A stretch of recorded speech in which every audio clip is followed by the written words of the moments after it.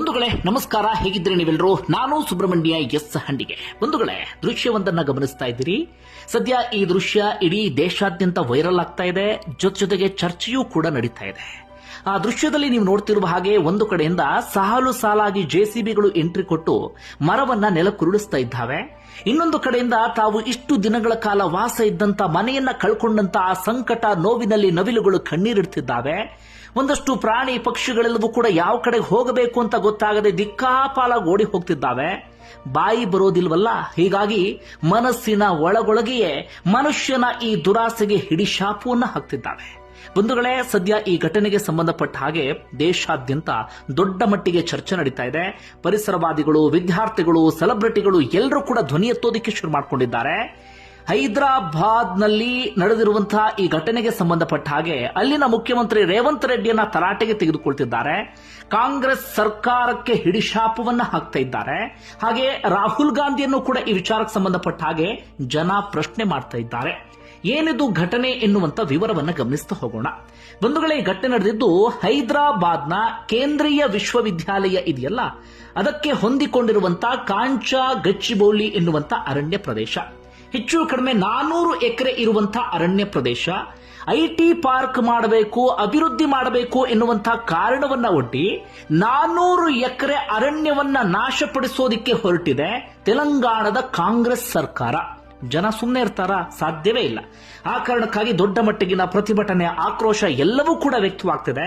ಬುಲ್ಡೋಜರ್ಗೆ ಅಡ್ಡ ನಿಂತು ಅದರ ಮೇಲೆ ಹತ್ತಿ ವಿದ್ಯಾರ್ಥಿಗಳು ದೊಡ್ಡ ಮಟ್ಟಿಗೆ ಪ್ರತಿಭಟನೆ ನಡೆಸಿದ್ರು. ಏನಾಯ್ತು ಅಂತ ಗಮನಿಸೋದಾದ್ರೆ, ಮಾರ್ಚ್ 30ನೇ ತಾರೀಕು ಭಾನುವಾರ ವೀಕೆಂಡ್ ಆಗಿರುವಂತಹ ಕಾರಣಕ್ಕಾಗಿ ತಕ್ಷಣಕ್ಕೆ ಕೋರ್ಟ್ಗೆ ಹೋಗೋದಿಕ್ಕೆ ಸಾಧ್ಯ ಆಗೋದಿಲ್ವಲ್ಲ. ಕೋರ್ಟ್ಗೆ ಹೋಗಿ ಸ್ಟೇ ಆರ್ಡರ್ ತರೋದಕ್ಕೆ ಇನ್ನೊಂದು ಮಗದೊಂದು ಸಾಧ್ಯ ಆಗೋದಿಲ್ಲ. ಹೀಗಾಗಿ ಏನಾದ್ರೂ ಮಾಡಿ ಆ ವೀಕೆಂಡ್ ಸಂದರ್ಭದಲ್ಲೇ ಜನರಿಗೆ ಗೊತ್ತಿಲ್ಲದಂತೆ ಸದ್ದಿಲ್ಲದೆ ಇಡೀ ಅರಣ್ಯವನ್ನ ನಾಶ ಮಾಡಿಬಿಡಬೇಕು, ಅದರಲ್ಲಿ ಹಣ ಮಾಡಬೇಕು ಅನ್ನೋದು ಮಾತ್ರ ಅಲ್ಲಿನ ಕಾಂಗ್ರೆಸ್ ಸರ್ಕಾರ ಹಾಗೆ ಮುಖ್ಯಮಂತ್ರಿ ಆಗಿರುವಂತಹ ರೇವಂತ್ ರೆಡ್ಡಿ ಉದ್ದೇಶ ಆಗಿರುತ್ತೆ. ಹೀಗಾಗಿ ಬುಲ್ಡೋಜರ್ಗಳನ್ನ ಆ ಯೂನಿವರ್ಸಿಟಿ ಪಕ್ಕದಲ್ಲಿರುವಂತ ಈ ಕಾಂಚಾ ಗಚ್ಚಿಬೌಲಿ ಎನ್ನುವಂತ ಆ ಅರಣ್ಯಕ್ಕೆ ಕಳಿಸ್ಕೊಡ್ತಾ ಇದ್ದ ಹಾಗೆ ಅಲ್ಲಿದ್ದಂತಹ ವಿದ್ಯಾರ್ಥಿಗಳು ಅರಿಕ್ಷಣ ಶಾಕ್ ಆಗ್ತಾರೆ. ಮೊದಲೇ ಅವರಿಗೆ ವಿಚಾರ ಗೊತ್ತಿತ್ತು ಹೀಗಾಗಬಹುದು ಅಂತ ಹೇಳಿ. ಬುಲ್ಡೋಜರ್ಗಳು ಬರ್ತಾ ಇದ್ದ ಹಾಗೆ ದಿಢೀರ್ ಇಂಥದೊಂದು ಕ್ರಮವನ್ನು ತೆಗೆದುಕೊಳ್ಳುತ್ತಾ ಸರ್ಕಾರ ಅಂತೂ ನಿರೀಕ್ಷೆ ಮಾಡಿರ್ಲಿಲ್ವಲ್ಲ, ಹೀಗಾಗಿ ಶಾಕ್ಗೆ ಒಳಗಾಗ್ತಾರೆ. ತಕ್ಷಣಕ್ಕೆ ವಿದ್ಯಾರ್ಥಿಗಳು ಸುಮ್ಮನೆ ಇರೋದಿಲ್ಲ, ತಮ್ಮ ಸ್ಟೂಡೆಂಟ್ ಪವರ್ ನ ತೋರಿಸೋದಿಕ್ಕೆ ರೆಡಿ ಆಗ್ತಾರೆ. ತಕ್ಷಣವೇ ಆ ಜೆಸಿಬಿ ಮೇಲೆ ಹತ್ಕೊಳ್ತಾರೆ, ಜೆಸಿಬಿಗೆ ಅಡ್ಡ ನಿಂತ್ಕೊಳ್ತಾರೆ. ಎಲ್ಲರೂ ಕೂಡ ಒಗ್ಗಟ್ಟಾಗಿ ಅರಣ್ಯವನ್ನ ಉಳಿಸೋದಿಕ್ಕೆ ದೊಡ್ಡ ಮಟ್ಟಿಗೆ ಪ್ರತಿಭಟನೆಯನ್ನ ಆರಂಭಿಸ್ತಾರೆ. ಇದನ್ನ ತಡ್ಕೊಳ್ಳೋದಿಕ್ಕೆ ಹೈದರಾಬಾದ್ನ ಪೊಲೀಸರಿಗೆ ಸಾಧ್ಯ ಆಗೋದಿಲ್ಲ. ನಮಗೆ ಮೇಲಿಂದ ಆರ್ಡರ್ ಬಂದಿದೆ, ನಾವು ಯಾವುದೇ ಕಾರಣಕ್ಕೂ ಸುಮ್ಮನಿರೋದಿಲ್ಲ ಅಂತ ವಿದ್ಯಾರ್ಥಿಗಳ ಮೇಲೆ ಲಾಠಿ ಚಾರ್ಜ್ ಮಾಡ್ತಾರೆ. ವಿದ್ಯಾರ್ಥಿಗಳ ಮೇಲೆ ದೌರ್ಜನ್ಯವನ್ನ ಎಸಗಲಾಗುತ್ತೆ, ಅವ್ರನ್ನ ಅತ್ಯಂತ ಕೆಟ್ಟದಾಗಿ ನಡೆಸಿಕೊಳ್ಳಲಾಗುತ್ತೆ. ವಿಡಿಯೋ ಮಾಡ್ತಿದ್ದಂಥವ್ರನ್ನ, ಪ್ರತಿಭಟನೆ ಮಾಡ್ತಿದ್ದಂಥವ್ರನ್ನ, ಹೀಗೆ ಸಾಲು ಸಾಲಾಗಿ 53ಕ್ಕೂ ಹೆಚ್ಚು ವಿದ್ಯಾರ್ಥಿಗಳನ್ನ ಬಂಧಿಸಿ ಬಿಡ್ತಾರೆ ಅಥವಾ ಅವರ ಕಸ್ಟಡಿಗೆ ತೆಗೆದುಕೊಂಡು ಬಿಡ್ತಾರೆ. ಜೊತೆಗೆ ಒಂದಷ್ಟು ವಿದ್ಯಾರ್ಥಿಗಳ ಮೇಲೆ ಎಫ್ಐಆರ್ ಅನ್ನ ಕೂಡ ದಾಖಲಿಸಿ ಬಿಡ್ತಾರೆ. ವಿದ್ಯಾರ್ಥಿಗಳ ಪ್ರತಿಭಟನೆ, ವಿದ್ಯಾರ್ಥಿಗಳ ಮೇಲಿನ ದೌರ್ಜನ್ಯಕ್ಕೆ ಸಂಬಂಧಪಟ್ಟ ಹಾಗೆ ವಿಡಿಯೋ ಎಲ್ಲ ಕಡೆಗಳಲ್ಲೂ ಕೂಡ ವೈರಲ್ ಆಗೋದಿಕ್ಕೆ ಶುರುವಾಗುತ್ತೆ. ನಿಮ್ಮ ನೆಚ್ಚಿನ 7 ಸ್ಯಾಂಡ್ಸ್ ಟೂರಿಸಂ ಕಂಪನಿ ಈ ಬಾರಿ ವೈಷ್ಣೋದೇವಿ ಅಮೃತ್ಸರ್ ಕಾಶ್ಮೀರ್ಗೆ ಟ್ರಿಪ್ ಆಯೋಜಿಸಿದೆ. ಕೇವಲ 62,700 ರೂಪಾಯಿಗೆ Vaishno Devi, Amritsar, Wagah border, golden temple, Pahalgam, Gulmarg, Srinagar ಸುತ್ತಾಡಬಹುದು.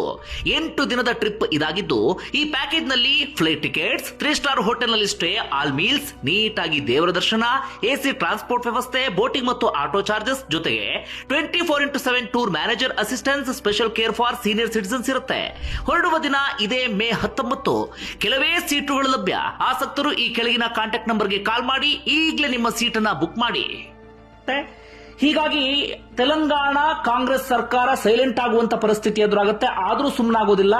ರಾತ್ರಿ ಬಂದು ಮತ್ತೆ ಕಾರ್ಯಾಚರಣೆಯನ್ನು ಆರಂಭಿಸ್ತಾರೆ. ಆಗಲೂ ಕೂಡ ವಿದ್ಯಾರ್ಥಿಗಳು ಧೈರ್ಯವಾಗಿ ಪ್ರತಿಭಟಿಸೋಕೆ ಶುರು ಮಾಡ್ಕೊಳ್ತಾರೆ, ತಮ್ಮ ಆಕ್ರೋಶವನ್ನ ಹೊರ ಹಾಕ್ತಾರೆ. ಇಷ್ಟೆಲ್ಲ ವಿಡಿಯೋಗಳು ವೈರಲ್ ಆಗ್ತಾ ಇದ್ದ ಹಾಗೆ ಮಾಧ್ಯಮಗಳ ಎಂಟ್ರಿ ಆಗುತ್ತೆ, ಮಾಧ್ಯಮದಲ್ಲಿ ಸುದ್ದಿ ಆಗುತ್ತೆ. ತೆಲಂಗಾಣದ ವಿಪಕ್ಷಗಳು ಕೂಡ ಈ ವಿಚಾರಕ್ಕೆ ಸಂಬಂಧಪಟ್ಟ ಹಾಗೆ ವಾಯ್ಸ್ ರೈಸ್ ಮಾಡೋದಕ್ಕೆ ಶುರು ಮಾಡ್ಕೊಳ್ತಾರೆ. ಹೀಗಾಗಿ ಈ ವಿಚಾರ ದೇಶಾದ್ಯಂತ ಚರ್ಚೆ ಆಗೋದಕ್ಕೆ ಶುರುವಾಗುತ್ತೆ. ಕೊನೆಯದಾಗಿ ಈ ವಿಚಾರಕ್ಕೆ ಸಂಬಂಧಪಟ್ಟ ಹಾಗೆ ಹೈಕೋರ್ಟ್ ಎಂಟ್ರಿ ಕೊಡುತ್ತೆ, ಹೈಕೋರ್ಟ್ ತಡೆಯನ್ನು ನೀಡುತ್ತೆ. ಅದಾದ ನಂತರ ಸುಪ್ರೀಂ ಕೋರ್ಟ್ ಕೂಡ ಈ ವಿಚಾರಕ್ಕೆ ಸಂಬಂಧಪಟ್ಟ ಹಾಗೆ ಸುಮೋಟೋ ಪ್ರಕರಣವನ್ನು ದಾಖಲಿಸಿಕೊಂಡು ತೆಲಂಗಾಣ ಕಾಂಗ್ರೆಸ್ ಸರ್ಕಾರಕ್ಕೆ ಚಿಮಾರಿ ಹಾಕುವಂತ ಕೆಲಸವನ್ನ ಮಾಡುತ್ತೆ. ತನ್ನ ಮುಂದಿನ ಆದೇಶದವರೆಗೆ ಯಾವುದೇ ಮರವನ್ನ ಅಲ್ಲಿ ನಾಶಪಡಿಸುವ ಹಾಗಿಲ್ಲ ಎನ್ನುವಂತ ಸೂಚನೆಯನ್ನ ಕೊಡುತ್ತೆ. ಆದ್ರೆ ಅಷ್ಟರ ಒಳಗಾಗಿ ಒಂದಷ್ಟು ಜಾಗದಲ್ಲಿ ಒಂದಷ್ಟು ಮರವನ್ನ ನಾಶಪಡಿಸಿ ಆಗಿತ್ತು. ಸದ್ಯ ಅದಕ್ಕೆ ಸಂಬಂಧಪಟ್ಟಂತ ವಿಡಿಯೋ, ಫೋಟೋ ಎಲ್ಲವೂ ಕೂಡ ವೈರಲ್ ಆಗ್ತಾ ಇದೆ. ಏನು ಇದರ ಹಿನ್ನೆಲೆ ಅಂತ ಗಮನಿಸ್ತಾ ಹೋಗೋದಾದ್ರೆ, ನಾನು ಆರಂಭದಲ್ಲೇ ಪ್ರಸ್ತಾಪ ಮಾಡಿದ್ನಲ್ಲ, ಯೂನಿವರ್ಸಿಟಿ ಪಕ್ಕದಲ್ಲಿರುವಂತಹ ಜಾಗ ಇದು. ಕಾಂಚಾ ಗಚ್ಚಿಬೋಲಿ ಎನ್ನುವಂತ ಪ್ರದೇಶ ಇದು. ಹೆಚ್ಚು ಕಡಿಮೆ 400 ಎಕರೆ ಕಾಡಿನ ಪ್ರದೇಶ. ಈ ಹಿಂದಿನಿಂದಲೂ ಕೂಡ ಆ ಪ್ರದೇಶದ ಮೇಲೆ ಈ ಸರ್ಕಾರಗಳು ಕಣ್ಣನ್ನ ಹಾಕ್ತಾನೆ ಇರ್ತವೆ. ಆಗ ಇನ್ನು ತೆಲಂಗಾಣ ರಾಜ್ಯ ಇರಲಿಲ್ಲ, ಆಂಧ್ರ ಪ್ರದೇಶ ಇತ್ತಲ್ಲ.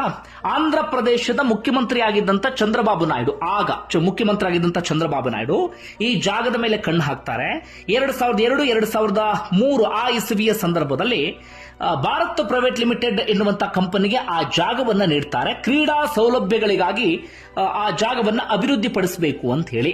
ಆ ಜಾಗವನ್ನ ಪಡೆದುಕೊಂಡಂತ ಆ ಕಂಪನಿ ಈ ವಿಚಾರಕ್ಕೆ ಸಂಬಂಧಪಟ್ಟ ಹಾಗೆ ಹೆಚ್ಚು ತಲೆ ಕೆಡಿಸಿಕೊಳ್ಳೋದಿಲ್ಲ, ಒಂದು ರೀತಿಯಲ್ಲಿ ನಿಷ್ಕ್ರಿಯತೆಯನ್ನ ತೋರಿಸುತ್ತೆ. ಹೀಗಾಗಿ ಮುಂದೆ ಬಂದಂತ ಕಾಂಗ್ರೆಸ್ ಸರ್ಕಾರದ ರಾಜಶೇಖರ್ ರೆಡ್ಡಿ ಆ ಜಾಗವನ್ನ ಮತ್ತೆ ಸರ್ಕಾರದ ವಶಕ್ಕೆ ತೆಗೆದುಕೊಳ್ತಾರೆ. ಅದಾದ ಬಳಿಕ ಆ ವಿಚಾರಕ್ಕೆ ಸಂಬಂಧಪಟ್ಟ ಒಂದಷ್ಟು ದಿನಗಳ ಕಾಲ ಕಾನೂನು ಸಂಘರ್ಷ ಅಂತದೆಲ್ಲವೂ ಕೂಡ ನಡೀತಾನೆ ಇತ್ತು. ಇದರ ನಡುವೆ ಆ ಜಾಗದ ಮೇಲೆ ಯಾರೂ ಕೂಡ ಕಣ್ಣನ್ನ ಹಾಕಿರಲಿಲ್ಲ, ಆ ಜಾಗ ಹಾಗೆ ಇತ್ತು. ಬಹುತೇಕರದು ಯೂನಿವರ್ಸಿಟಿಗೆ ಸೇರಿದ ಜಾಗ ಅಂತಲೇ ಅಂದ್ಕೊಂಡಿದ್ರು. ಹೀಗಿರುವಾಗಲೇ ಏನು ಮಾಡುತ್ತೆ, ತೆಲಂಗಾಣದಲ್ಲಿ ಕಾಂಗ್ರೆಸ್ ಸರ್ಕಾರ ಅಧಿಕಾರಕ್ಕೆ ಬರುತ್ತೆ. ರೇವಂತ್ ರೆಡ್ಡಿ ಮುಖ್ಯಮಂತ್ರಿ ಆಗ್ತಾರೆ. ಅವರು ಮುಖ್ಯಮಂತ್ರಿ ಆಗ್ತಿದ್ದ ಹಾಗೆ ಆ ಜಾಗದ ಮೇಲೆ ಮತ್ತೆ ಕಣ್ಣನ್ನ ಹಾಕ್ತಾರೆ. ಯಾವ ಕಾರಣಕ್ಕಾಗಿ ಅಂದ್ರೆ, ನಿಮ್ಮೆಲ್ಲರಿಗೂ ಕೂಡ ಗೊತ್ತಿರುವ ಹಾಗೆ ಸೌತ್ ನಲ್ಲಿ ಸದ್ಯ ಬೆಂಗಳೂರು ಐಟಿ ಹಬ್ ಆಗಿ ದೊಡ್ಡ ಮಟ್ಟಿಗೆ ಹೆಸರನ್ನ ಮಾಡಿದೆ. ಐಟಿ ಅಂತಿದ್ದ ಹಾಗೆ ನಮಗೆ ಬೆಂಗಳೂರು ನೆನಪಾಗುತ್ತೆ. ಹಾಗೆ ಸೌತ್ ನಲ್ಲಿ ಬಹಳ ದೊಡ್ಡ ಮಟ್ಟಿಗೆ ಅಭಿವೃದ್ಧಿ ಆಗಿರುವಂತಹ ನಗರದಲ್ಲಿ ಬೆಂಗಳೂರು ಕೂಡ ಒಂದು. ಬೆಂಗಳೂರಿಗೆ ಪೈಪೋಟಿ ಕೊಡಬೇಕು, ಹೈದರಾಬಾದ್ನನ್ನ ಅದೇ ರೀತಿಯಾಗಿ ಬೆಳೆಸಬೇಕು ಅಥವಾ ಒಂದು ಐಟಿ ಹಬ್ ಆಗಿ ಪರಿವರ್ತಿಸಬೇಕು ಎನ್ನುವಂತ ಹಠ ರೇವಂತ್ ರೆಡ್ಡಿಗೆ ಶುರುವಾಗುತ್ತೆ. ನಿಮ್ಮೆಲ್ಲರಿಗೂ ಕೂಡ ನೆನಪಿರಬಹುದು, ಹಿಂದೆ ಬೆಂಗಳೂರಿನಲ್ಲಿ ಏನಾದರೂ ನೀರಿನ ಸಮಸ್ಯೆ ಉಂಟಾದಾಗ, ಮಳೆಯಿಂದಾಗಿ ಏನಾದರೂ ಸಮಸ್ಯೆ ಆದಾಗ, ಟ್ರಾಫಿಕ್ ಸಮಸ್ಯೆ ಆದಾಗ ತಕ್ಷಣ ನಮ್ಮ ಹೈದರಾಬಾದ್ ಕಡೆಗೆ ಶಿಫ್ಟ್ ಆಗಿ ಎನ್ನುವಂತ ಟ್ವೀಟ್ಗಳು ಆ ಕಡೆಯಿಂದೆಲ್ಲ ಬರ್ತಾನೆ ಇದ್ವು. ಅಂದ್ರೆ ಈ ಹಿಂದಿನಿಂದಲೂ ಕೂಡ ಬೆಂಗಳೂರು ಮೇಲೆ ಕಣ್ಣನ್ನು ಹಾಕಲಾಗ್ತಿತ್ತು. ನಾವೇನಾದ್ರೂ ಮಾಡಿ ಬೆಂಗಳೂರು ಲೆವೆಲ್ಗೆ ಬೆಳಿಬೇಕು ಎನ್ನುವ ರೀತಿಯಲ್ಲಿ, ಅಥವಾ ಐಟಿ ಹಬ್ ಆಗಿ ಹೈದರಾಬಾದ್ ಅನ್ನ ಪರಿವರ್ತಿಸಬೇಕು ಅಂತ. ಆಗ ರೇವಂತ್ ರೆಡ್ಡಿ ಕಣ್ಣಿಗೆ ಬಿದ್ದಿದ್ದೆ ಈ ಜಾಗ, ಕಾಂಚಾ ಗಚ್ಚಿಬೌಲಿ ಎನ್ನುವಂತ ಪ್ರದೇಶ.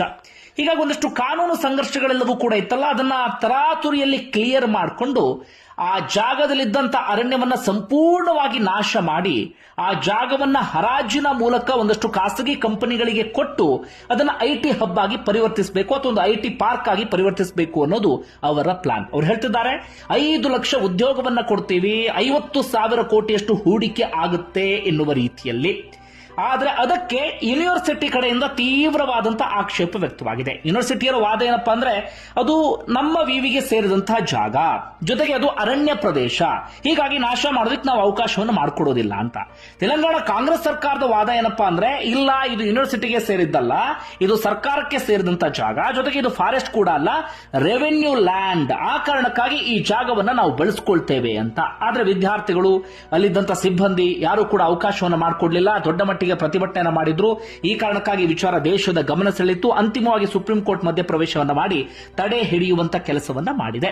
ಇದು ಪ್ರಕರಣ ಸಂಬಂಧಪಟ್ಟಂತ ಒಂದಷ್ಟು ವಿವರ. ಆದ್ರೆ ಇಲ್ಲಿರುವಂತಹ ಪ್ರಮುಖವಾದಂತಹ ಪ್ರಶ್ನೆ ಏನು ಗೊತ್ತಾ, ಅದು ಫಾರೆಸ್ಟ್ ಲ್ಯಾಂಡ್ ಆಗಿರ್ಲಿ ಅಥವಾ ರೆವಿನ್ಯೂ ಲ್ಯಾಂಡ್ ಆಗಿರ್ಲಿ, ಏನು ಬೇಕಾದ್ರೂ ಆಗಿರ್ಲಿ, ಅಲ್ಲಿ ಸದ್ಯ ದೊಡ್ಡ ಮಟ್ಟಿಗಿನ ಅರಣ್ಯ ಇದೆ, ಸಾಕಷ್ಟು ಸಸ್ಯ ಸಂಪತ್ತಿದೆ, ಸಾಕಷ್ಟು ಪ್ರಾಣಿಗಳು ಇದ್ದಾವೆ, ಅಪರೂಪದ ಜೀವ ವೈವಿಧ್ಯ ಆ ಕಾಡಿನಲ್ಲಿ ಇದೆ, ಅಥವಾ ಸಾಕಷ್ಟು ಪ್ರಾಣಿ ಪಕ್ಷಿಗಳಿಗೆ ಜಾಗವನ್ನ ಕೊಟ್ಟಿರುವಂತ ಕಾಡದು.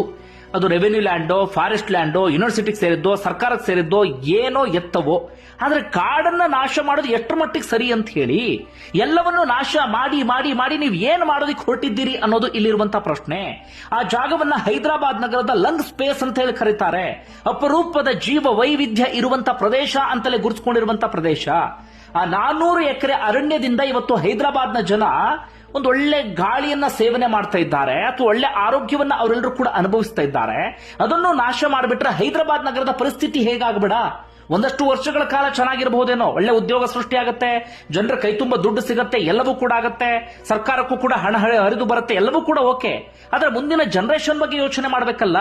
ಎಲ್ಲವನ್ನೂ ಕೂಡ ಕಾಂಕ್ರೀಟ್ ಕಾಡಾಗಿ ನಾವು ಪರಿವರ್ತಿಸಿ ಬಿಟ್ರೆ ಮುಂದೊಂದು ದಿನ ಕೈಯಲ್ಲಿ ದುಡ್ಡಿದ್ದರೂ ಕೂಡ ಆರೋಗ್ಯ ಇರೋದಿಲ್ಲ, ಕೈಯಲ್ಲಿ ದುಡ್ಡು ಇಟ್ಕೊಂಡು ಯಾವುದೇ ಪ್ರಯೋಜನ ಇರೋದಿಲ್ಲ, ನಮ್ಮ ಸುತ್ತಮುತ್ತ ನಮ್ಮ ಬದುಕೋಕೆ ಒಳ್ಳೆಯ ವಾತಾವರಣವೇ ಇಲ್ಲ ಅಂತ ಆಗ್ಬಿಟ್ರೆ ಕೈ ತುಂಬಾ ದುಡ್ಡು, ಮನೆ ತುಂಬಾ ದುಡ್ಡು, ಬ್ಯಾಂಕ್ ಬ್ಯಾಲೆನ್ಸ್ ಎಲ್ಲವನ್ನೂ ಕೂಡ ಇಟ್ಕೊಂಡು ಮನುಷ್ಯ ಏನ್ ಮಾಡೋದಕ್ಕೆ ಸಾಧ್ಯ ಆಗುತ್ತೆ?